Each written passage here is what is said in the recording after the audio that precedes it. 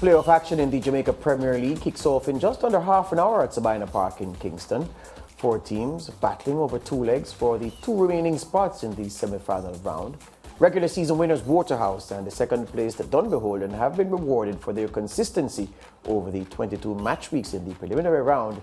They've gotten automatic spots in the semi-finals. Donald Oliver and Chris Taylor are at Sabina Park and have our preview.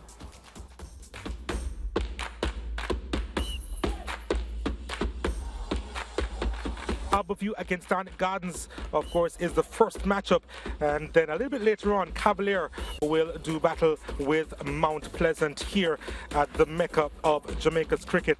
And as we take a look at the standings, what led us to here, of course, Waterhouse on top, Dunbeholden in second position. Those 2 teams, of course, would have gotten a bye through to the semis, but the matchup this evening will see 3rd against 6th. That's Arnold Gardens against Harbourview, and 4th against 5th. That's Mount Pleasant against Cavalier. So really interesting matchups here, Chris.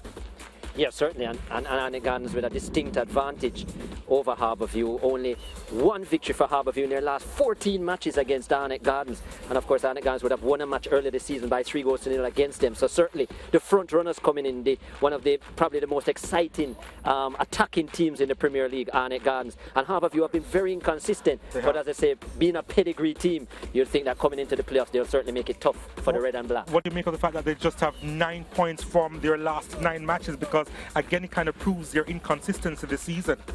Yeah, they have been sharing the 3 possible results very well. Yeah? 7 wins, 7 draws, and 8 losses for Harbourview. They just have not been able to win back-to-back matches, and that's a concern for Ludlow Bernard coming into this game. In terms of their consistency, they have shuffled the pack quite a bit, and I think now they know their core, especially up front with the likes of Colorado Murray, who scored some 5 goals, and Trayvon Reed, their leading goal scorer, with 8. So I think they'll be heavily dependent on them. Of course, Phil and Lawrence, the last time we saw him on the field as well, was a brace for Harbourview. So looking good on the front foot, but yeah, they have been struggling against Arnold Gardens. They're going to miss this fella here, Ronaldo Cephas. He's gone to North Macedonia to play his football. The transfer took place about a week ago. How much will they miss their winger? Well, they'll miss him a lot. A double-digit man this season, Ronaldo Cephas, 10 goals on the season.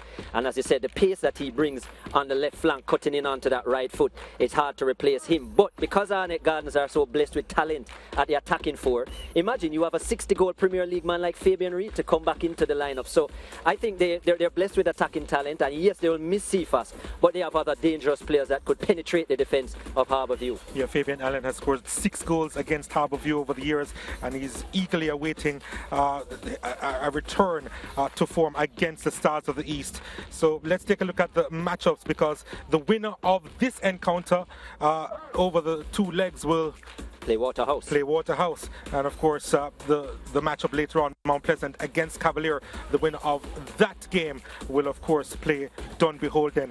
And speaking of the second game that we're looking forward to, Cavalier against Mount Pleasant. Cavalier, Mount Pleasant, they don't have a lot of luck against Cavalier, do they? No, and if you're ignoring history and just looking at form, you would say Mount Pleasant are coming here looking very well. 4 wins out of their last 5, and Cavalier have been a bit up and down. They haven't scored victories in their last 2 games, a draw and a loss. But Mount Pleasant in their history has only beaten Cavalier once ever, and that's the problem for them. Over 10 games, yeah, right? Over 10 games, and it came last season. So this is a matchup that Cavalier have a lot of confidence coming into the defending champions. And even though certain players on both teams are out due to national duties, especially under 20, you would have to think that Cavalier, based on history, would go in as slight favourites, even though Mount Pleasant probably have slightly better form. So that's an interesting match. Yeah, last time out, Cavalier really walked over Mount Pleasant because of such a quick start that they had at Drax Hall. It's going to be interesting to see how they start against Mount Pleasant, because usually they're considered a more defensive-minded team,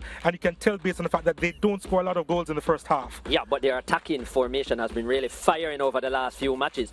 Dwayne Atkinson, 3 or 4 goals in as many games. Colin Anderson now 7 goals on the season. So in the back end of the season, Cavalier have done a lot better with their goal scoring. It's just Ronaldo Webster that they need to spark some fire in this game. But yeah, Cavalier looking better up front, and that's why it could be tough for Mount Pleasant based on the history of the 2 teams. Yeah, 2 exciting matches to look forward to as the quarterfinal round begins. Do stay with us.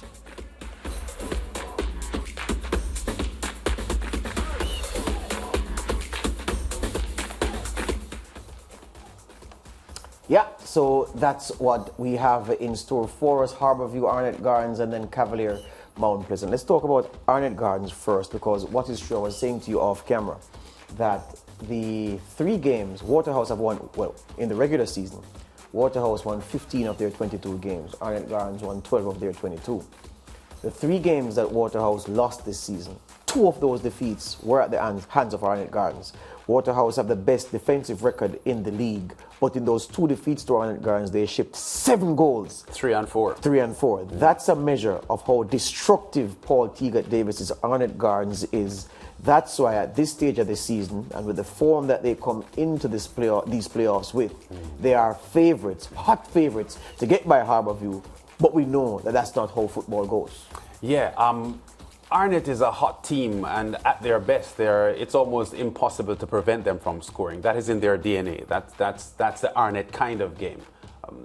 Even in the years that they were not among the top teams, they are usually among the best offensive teams because that's how they play. Going to be very, very tough for Harbourview to fend them off this evening, even though they're without this man who has so much pace and kicking ability, Ronaldo Cephas, who is off, as Donald mentioned earlier on, to North Macedonia. So I think him not being there will hurt Arnott, but I think they should have enough firepower to take care of Harbourview. Cavalier had a problem at the base of their midfield. Rudolph Speed said it earlier this season that he had a problem at number 6. His number 6, of course, it's the first receiver. The midfielder was the first receiver out of defense. And because Nickashay Murray was injured, and then the players that he tried there, they weren't specialists in the position, so he didn't have that stability right there. The team didn't quite look themselves over the course of the season. And to be fair, Cavalier have not played this season and looked like a defending champion ought to. However, just before they left for the club championship in the Dominican Republic, they started to look better. And since they've returned from the club championship, they've looked even better. So if it is that Cavalier, because of the long season, and apart from Waterhouse, nobody has played more games than them, they will be coming to hand at the right time of the season. So I'm very happy with the state that they're coming into this game in. But Mount Pleasant have improved since Wally Downs left, and are very dangerous. Yeah, I think the Mount Pleasant roster this evening will tell a lot about what is likely to happen in this game. We've seen them use a defensive line with different players over the course of the season, and I think they need to use some of their quicker defenders in their match against Cavalier, because Cavalier's front end, blessed with a lot of speed. Atkinson and Anderson are very, very fast players. So if the Mount Pleasant backline is not a backline with a lot of pace, I know Ladale Ritchie is a very experienced and stout defender, but he doesn't have a lot of pace. And I think if the strategy, in the sense of the starting roster, isn't carefully calculated for Mount Pleasant, Cavalier could upset them. Yeah, as we break, watch also the duel in the Cavalier Mount Pleasant game between Jamoy Topi, who is likely to start at centre half for Mount Pleasant, and his teammates with whom he won the Premier League with at Cavalier last season. Yeah, that's going to be, those are going to be some tough battles, individual battles that Topi will have to fight to keep the sheet clean. Back with more after the break as we see the Harbourview boys walking down the Courtney Walsh and the steps at Sabina Park, and there are the Arnold Gardens team, the Arnold Gardens boys rather, led by Romeo Guthrie, their captain, a young man who has grown tremendously in the role.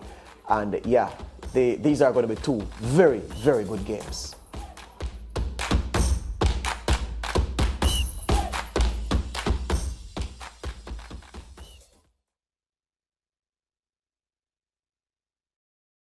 Thank you for watching SportsMax on YouTube. Don't forget to like, share, subscribe, and to click the notification bell to stay informed.